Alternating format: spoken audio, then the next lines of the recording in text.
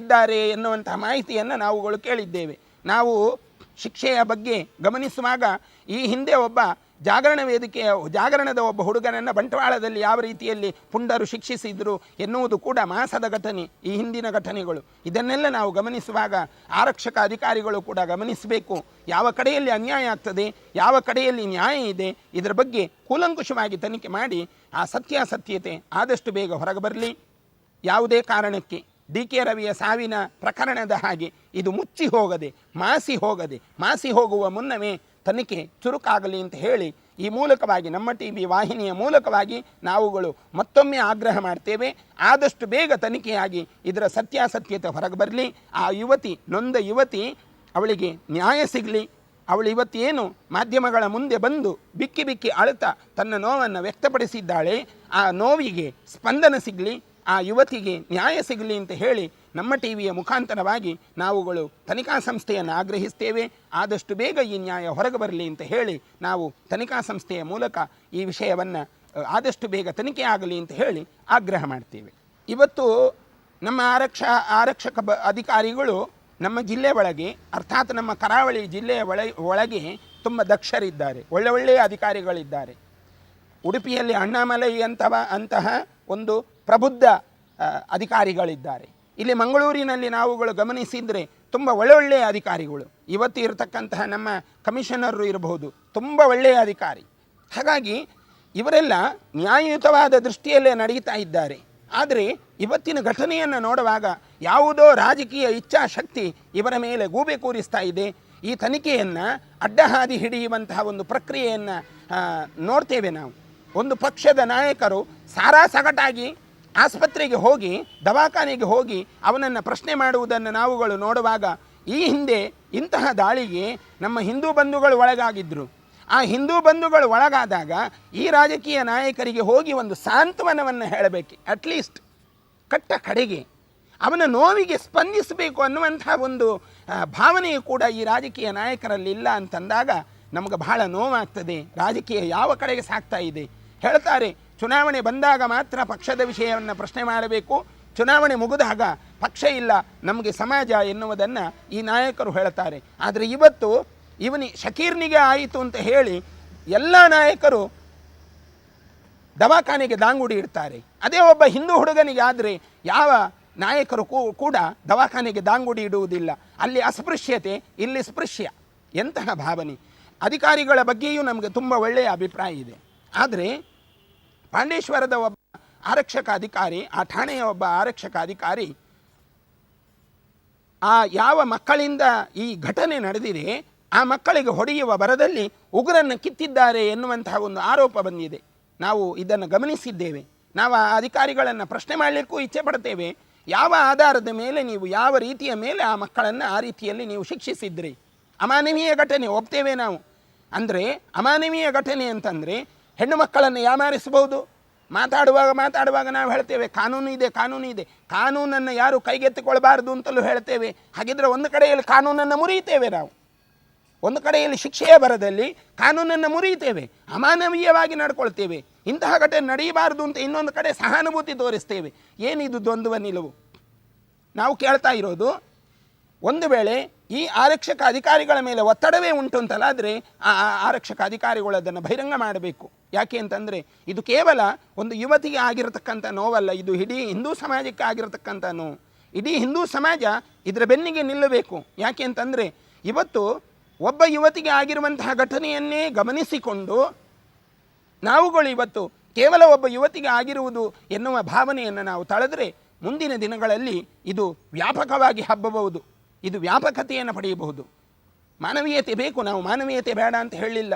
ಅವನಿಗೆ ಹೊಡೆದದ್ದು ತಪ್ಪೇ, ಆ ರೀತಿಯಲ್ಲಿ ಹೊಡೆದದ್ದು ತಪ್ಪೇ. ಆದರೆ ಅವನ ವಿಕೃತ ಮುಖವನ್ನು ಗಮನಿಸಬೇಕು. ಯಾಕೆ ಅವಳನ್ನು ಯಾಮಾರಿಸ್ಲಿಕ್ಕೆ ಹೋದ? ಒಂದು ವೇಳೆ ಸಹೋದ್ಯೋಗಿ ಅಂತಲಾದರೆ ಅವನು ಹೇಳ್ತಾನೆ, ನನ್ನ ಮೊಬೈಲಿಗೆ ಹಾಯ್ ಎನ್ನುವಂಥ ಮೆಸೇಜ್ ಬಂತು ಅಂತ ಹೇಳ್ತಾನೆ ಇವ ಮಾಧ್ಯಮದಲ್ಲಿ. ನಾವು ಗಮನಿಸಿದ್ದೇವೆ ಇದನ್ನು. ಹಾಗಿದ್ರೆ ಹಾಯ್ ಎನ್ನುವ ಮೆಸೇಜು ಆ ಹುಡುಗಿಯ ಮೊಬೈಲ್ ನಂಬರದಿಂದ ಅಥವಾ ಹುಡುಗಿಯ ಮೊಬೈಲ್ನಿಂದ ಇವನಿಗೆ ಬಂತು ಅಂತಲಾದರೆ ಇವನು ಯಾವ ರೀತಿ ಅದಕ್ಕೆ ಸ್ಪಂದಿಸಿದ ಅದರ ಬಗ್ಗೆ ಗಮನಿಸಬೇಕು ನಾವು. ಅವಳ ಮೊಬೈಲ್ನಿಂದ ಹಾಯ್ ಬಂತು ಅಂತಲಾದರೆ ಇವನು ಹೇಳಬೇಕಿತ್ತು ನಾನೇನು ಮೆಸೇಜ್ ಕಳಿಸಿದ್ದೇನೆ ಅಂತ. ಎಷ್ಟರ ಮಟ್ಟಿಗೆ ಪುಂಡಾಟಿಕೆ ನೋಡಿ. ಇವನು ಅದನ್ನು ಹೇಳ್ತಾ ಇಲ್ಲ, ನಾನೇನು ಕಳಿಸಿದ್ದೇನೆ ಎನ್ನುವುದನ್ನು ಹೇಳ್ತಾ ಇಲ್ಲ, ಅವಳು ಹಾಯ್ ಎನ್ನುವುದನ್ನು ಕಳಿಸಿದ್ಲು ಅಂತ ಹೇಳಿ ಬಹಳ ಸಣ್ಣದಾಗಿ ಅವ ವ್ಯಕ್ತಪಡಿಸ್ತಾನೆ. ಹಾಗಿದ್ರೆ ಇಲ್ಲಿ ಗಮನಿಸಬೇಕು, ಅವಳು ಹಾಯ್ ಎನ್ನುವಂಥ ಮೆಸೇಜನ್ನು ರವಾನಿಸಿದ್ಲು ಅಂತಲಾದರೆ ಇವನು ಕೊಟ್ಟಿರುವಂಥ ಸಂದೇಶ ಏನಿರಬಹುದು ಒಮ್ಮೆ ಗಮನಿಸುವ. ಅವಳು ಅದಕ್ಕೆ ತಗೊಂಡ ತೀರ್ಮಾನ ಏನಿರಬಹುದು? ತಿರ್ಗಾ ಅವನು ಹೇಳ್ತಾನೆ ಇದು ಒಂದು ಷಡ್ಯಂತ್ರ, ಯಾವುದೋ ಒಂದು ಸಂಘಟನೆ ಇದರ ಬೆನ್ನ ಹಿಂದೆ ಇದೆ ಎನ್ನುವುದನ್ನು ಅವನು ವ್ಯಕ್ತಪಡಿಸ್ತಾನೆ.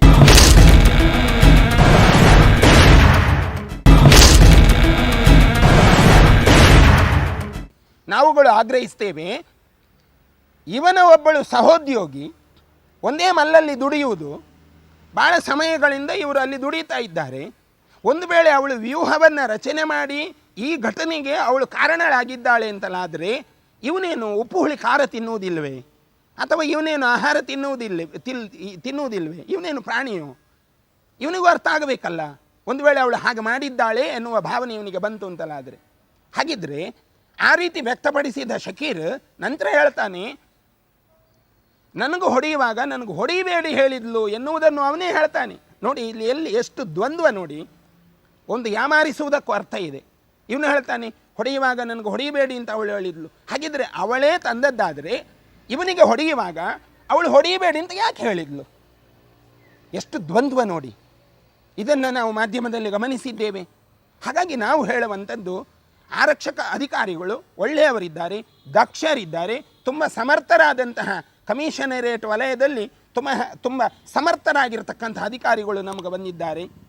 ಹಾಗಾಗಿ ನಮ್ಮ ಆಗ್ರಹ ಇಷ್ಟೇ, ಒಬ್ಬ ಹಿಂದೂ ಯುವತಿಗೆ ಆದಂತಹ ಅನ್ಯಾಯವನ್ನು, ಒಬ್ಬ ಹಿಂದೂ ಯುವತಿಗೆ ಆಗಿರತಕ್ಕಂತಹ ಧರ್ಮವನ್ನು ತಡೆಯಲಿಕ್ಕೆ ಹಿಂದೂ ಸಮಾಜದ ಮಕ್ಕಳು ಕಟಿಬದ್ಧರಾಗಿದ್ದಾರೆ ಅಂತ ಹೇಳಿದರೆ ಅವರು ಎಂಥ ಶಿಕ್ಷೆಗೂ ತಯಾರಿದ್ದಾರು. ಯಾಕೆ ಅಂತಂದರೆ ಅವರು ಸಮಾಜವನ್ನು ಉಳಿಸುವಲ್ಲಿ ಕಟಿಬದ್ಧರಾಗಿದ್ದಾರೆ.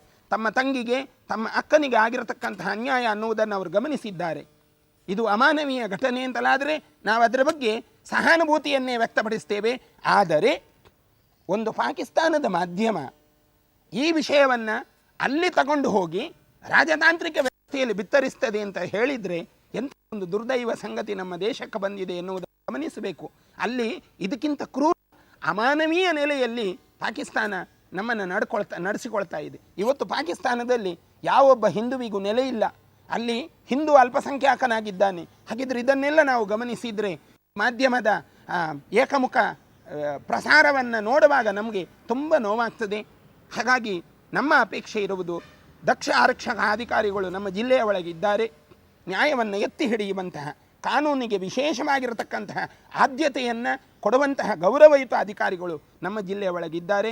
ಉತ್ತಮ ಕಮಿಷನರನ್ನು ನಮ್ಮ ಜಿಲ್ಲೆ ಪಡೆದಿದೆ. ಹಾಗಾಗಿ ಯಾವುದೇ ಆಮಿಷಕ್ಕೆ ನಮ್ಮ ಕಮಿಷನರು ಒಳಗಾಗದೆ ಒಳ್ಳೆ ರೀತಿಯ ಈ ನ್ಯಾಯವನ್ನು ಹಿಂದೂ ಸಮಾಜಕ್ಕೆ ಎತ್ತಿ ತೋರಿಸಬೇಕು. ಯುವತಿಗೆ ಆಗಿರತಕ್ಕಂಥ ಅನ್ಯಾಯದ ಬಗ್ಗೆ ನಾವೆಲ್ಲರೂ ಸಹಾನುಭೂತಿಯನ್ನು ವ್ಯಕ್ತಪಡಿಸ್ತೇವೆ. ಆ ಮೂಲಕವಾಗಿ ಅಧಿಕಾರಿಗಳನ್ನು ನಮ್ಮ ಟಿವಿಯ ವಾಹಿನಿಯ ಮುಖಾಂತರವಾಗಿ ನಾನು ಬಯಸುವುದು, ಒಳ್ಳೆಯ ತನಿಖೆಯನ್ನು ಸಮಾಜಕ್ಕೆ ನೀವು ಕೊಡಬೇಕು. ಆದಷ್ಟು ಶೀಘ್ರದಲ್ಲಿ ಇದರ ಸತ್ಯಾಸತ್ಯತೆ ಬಹಿರಂಗವಾಗಬೇಕು. ಮುಂದಿನ ದಿನಗಳಲ್ಲಿ ಇಂತಹ ಘಟನೆ ನಡೆಯಿತು ಅಂತಲಾದರೆ ನಾವು ಬೀದಿಗಿಳಿದು ಹೋರಾಟ ಮಾಡುವಂತಹ ಒಂದು ನಿರ್ಣಯವನ್ನು ಕೈಗೊಳ್ಳಬೇಕಾಗ್ತದೆ. ಇದನ್ನು ಬಹಳಷ್ಟು ದೊಡ್ಡ ರೀತಿಯಲ್ಲಿ ಕ್ರಾಂತಿಯಾಗಿ ಇದನ್ನು ನಡೆಸಿಕೊಳ್ಳುವಲ್ಲಿ ನಾವುಗಳು ಹಿಂಜರಿಕೆ ಮಾಡುವುದಿಲ್ಲ ಎನ್ನುವ ಮಾತನ್ನು ಕೂಡ ಈ ರೀತಿಯಲ್ಲಿ ಹೇಳಿಕೊಂಡು ವಿಶೇಷವಾಗಿ ನಾವು ಅಧಿಕಾರಿಗಳನ್ನು ಆಗ್ರಹಿಸ್ತೇವೆ. ತಕ್ಷಣ ಇದರ ತನಿಖೆ ಹೊರಗೆ ಬರಲಿ. ಆ ಮೂಲಕವಾಗಿ ಹಿಂದೂ ಯುವತಿಗೆ ಆಗಿರತಕ್ಕಂತಹ ಅನ್ಯಾಯದ ಬಗ್ಗೆ ಏನಾದರೂ ನ್ಯಾಯ ಸಿಗಲಿ ಅಂತ ಹೇಳಿ ಈ ಮೂಲಕವಾಗಿ ಮತ್ತೊಮ್ಮೆ ನಾವು ಆಗ್ರಹಿಸ್ತೇವೆ. ಇವತ್ತಿನ ಸಾಮಾಜಿಕ ಜಾಲತಾಣಗಳ ಬಗ್ಗೆಯೂ ನಾವು ಗಮನಿಸಬೇಕು. ಏನು ನಡೀತಾ ಇದೆ ಇವತ್ತಿನ ಸಾಮಾಜಿಕ ಜಾಲತಾಣಗಳಲ್ಲಿ?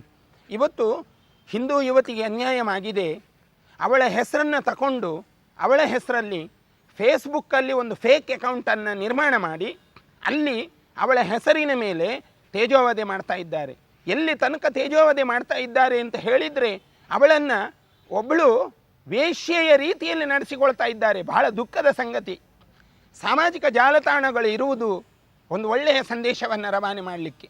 ಇವತ್ತು ಸಮಾಜವನ್ನು ಹಾನಿ ಮಾಡುವ ದೃಷ್ಟಿಯಲ್ಲಿ ಹಿಂದೂ ಸಮಾಜವನ್ನೇ ಕೌಂಟೌನ್ ಮಾಡಬೇಕು ಅನ್ನುವ ದೃಷ್ಟಿಯಿಂದ ಹಿಂದೂ ಸಮಾಜವನ್ನೇ ಕೌಂಟರ್ ಮಾಡಿ ಈ ಸಾಮಾಜಿಕ ಜಾಲತಾಣಗಳು ಸಮಾಜವನ್ನು ಒಡೆಯುತ್ತಾ ಇದ್ದಾವೆ ಅಂತ ಹೇಳಿದರೆ ಫೇಸ್ಬುಕ್ಕಲ್ಲಿ ಅವಳ ಅಕೌಂಟನ್ನು ತೆರೆದು ಅವಳ ಮಾನವನ್ನು ಹರಣ ಮಾಡ್ತಾ ಇದ್ದಾರೆ ಅಂತಂದರೆ ಇಂತಹ ನೀಚರಿಗೆ, ಇಂತಹ ದುರಾತ್ಮರಿಗೆ ನಾವು ಬುದ್ಧಿ ಕಲಿಸುವಂತಹ ದಿನ ದೂರವಿಲ್ಲ ಎನ್ನುವುದನ್ನು ಈ ಮೂಲಕವಾಗಿ ಮತ್ತೊಮ್ಮೆ ನಾವು ವ್ಯಕ್ತಪಡಿಸ್ತೇವೆ. ಸಾಮಾಜಿಕ ಜಾಲತಾಣಗಳು ಇರುವುದು ಒಳ್ಳೆಯ ಸಂದೇಶವನ್ನು ರವಾನಿಸಲಿಕ್ಕೆ, ಸಮಾಜಕ್ಕೆ ಪುಷ್ಟಿಕಾರಕವಾಗಿರ್ತಕ್ಕಂಥ ಸಂದೇಶವನ್ನು ರವಾನಿಸಬೇಕು. ಇವತ್ತು ಆ ಹುಡುಗಿಗೆ ನಡೆದಿರ್ತಕ್ಕಂಥ ಅನ್ಯಾಯವನ್ನು ಎಲ್ಲರೂ ಗಮನಿಸಬೇಕು. ಅವಳಿವತ್ತು ಅಮಾಯಕಳಾಗಿದ್ದಾಳೆ, ಆದರೆ ಅವಳ ಹೆಸರಲ್ಲಿ ಒಂದು ನಕಲಿ ಫೇಸ್ಬುಕ್ ಅಕೌಂಟನ್ನು ತೆರೆದು ಅವಳ ಮಾನಹಾನಿಯನ್ನು ಮಾಡುವುದು, ಅವಳನ್ನು ಮತ್ತಷ್ಟು ತೊಂದರೆಗೊಳಗೆ ಮಾಡುವುದು ಖಂಡಿತವಾಗಿ ಇದು ಸಾಧುವಲ್ಲ. ಯಾರು ಮಾಡಿದ್ದಾರೆ ಅದರ ದೋಷವನ್ನು ಅವರು ಅನುಭವಿಸಬೇಕು. ಮುಂದಿನ ದಿನಗಳಲ್ಲಿ ಸಮಾಜ ಜಾಗೃತವಾಗಬೇಕು, ಹಿಂದೂ ಸಮಾಜ ಕಟಿಬದ್ಧವಾಗಬೇಕು ಎನ್ನುವ ಭಾವನೆಯನ್ನು ಈ ಮೂಲಕ ನಾವುಗಳು ವ್ಯಕ್ತಪಡಿಸಲಿಕ್ಕೆ ಮತ್ತೊಮ್ಮೆ ಇಚ್ಛೆ ಪಡ್ತೇವೆ.